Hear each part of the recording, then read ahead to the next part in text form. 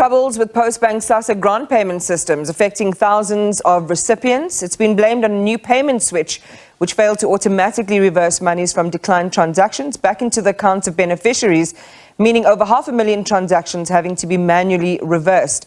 At least 6.5 million people received their grants through Postbank. Let's get the latest for you on this situation with Brenton van Vrede, who's the Sassa Grants Administration Executive Manager, who joins us now. Good evening and welcome to you, Brenton. I suppose the best place and the obvious place to start is your message to those affected grandparents, children and the disabled and others who often travel, to these payment points using their last rands. Good evening, Pongiwe, and good evening to your listeners as well. From Sassa's side, and just echoing the messages from our minister as well early on in the press statement, that we are extremely sorry about the challenges that happened with the Postbank this week. That has left quite a lot of people, hundreds of thousands of people, without access to the money in their bank accounts, and this is obviously, every one of us knows, when we get money or we get our salaries, etc., how important it is to be able to get that regularly, and just from a country perspective as well, we know how important it is that, and what important contribution Social Security makes to many of those in our country as a sort of a stable form of income that they can depend on regularly.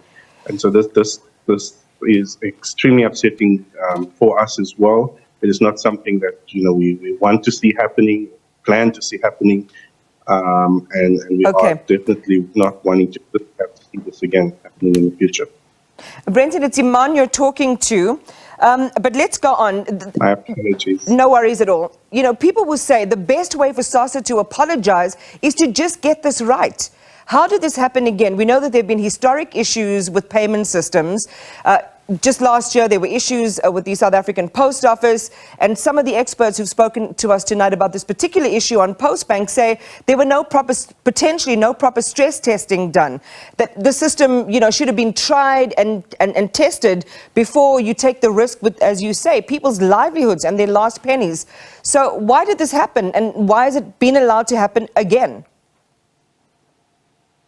So, as you correctly said, or as you pointed out, the Postbank did change their switch as just last month, just outside the payment cycle. So they didn't do it during the payment cycle. They did do testing, and they did do stress testing as well, noting that their volumes are also quite substantially larger than many other banks' volumes, and so I suppose they had to do a bit more than what a normal bank would have done in that particular environment. And one of the big problems there is that even though there were timeouts on their transactions, this crisis wouldn't have been as big as it was if the auto reversal system, which is a normal system that most banks have in place, didn't fail as well. Which sort of was a double knock-on effect, which is also probably the main cause of the crisis that we're having at the moment, in that the reversal system didn't fail. So I'm pretty sure most of the way that sometimes when two banking systems interact with each other, there are failures in the system, but monies get reversed almost automatically within minutes, and it's that auto reversal system that's really caused the stress. Forcing them to go into processes of manual reversing, which is taking time. Yeah. Given Brenton, the stakeholders that you serve, the people who are the most vulnerable in society, there has to be, a primary, secondary, many checks to make sure that this never happens. And yet again, as I say, this is a historic and a repeated issue.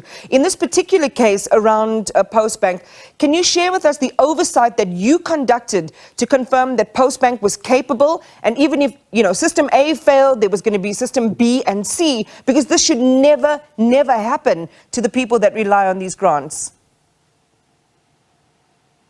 So, unfortunately, Postbank did not inform us of the switch change that they were conducting in August, which is something we've also taken up with them from a contractual point of view, that they should have at least informed us so that we were that we would be aware that they were. Sorry, Brenton, is it part of the contract that they let you know? I mean, this is concerning because it's concerning on its own that the CEO seemed to not even know that this was happening. But you're the client, you're the principal who holds all these people's fates in your hand. You weren't told? Yes, so we were only informed once we saw the problem is happening. Then what is the cause of the problem.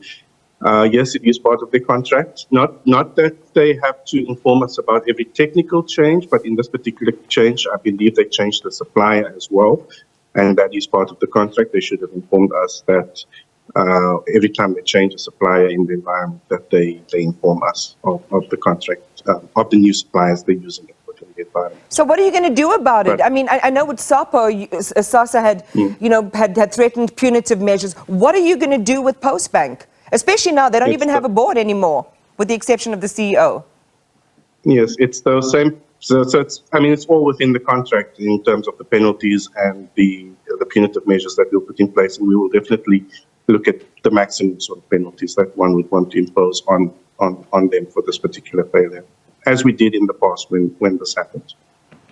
Aren't you concerned, Brenton, that Sassa just can't seem to find the right service providers to give a consistently reliable service? I would put it this way, that so for the particular clients that we serve, or the clients that have failed in this particular environment, there are multitudes or multitudes of service providers in that space, and clients do have a choice in that particular environment. You could get your grant paid into any particular bank. The ones that Postbank has really been helping us with is the clients who are unbanked, those that other banks do not serve. For example, those who don't have ID documents, for refugees, permanent residents. So one would say they don't really have a choice, do they?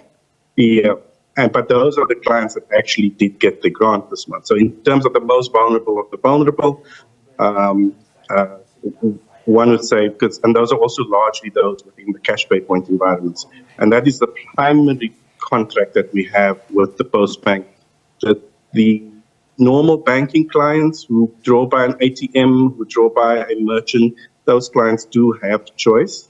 They can exercise that choice as they wish as well. Brenton van Vrede, thanks for talking to us tonight. He is the Sassa Grants Administration Executive Officer.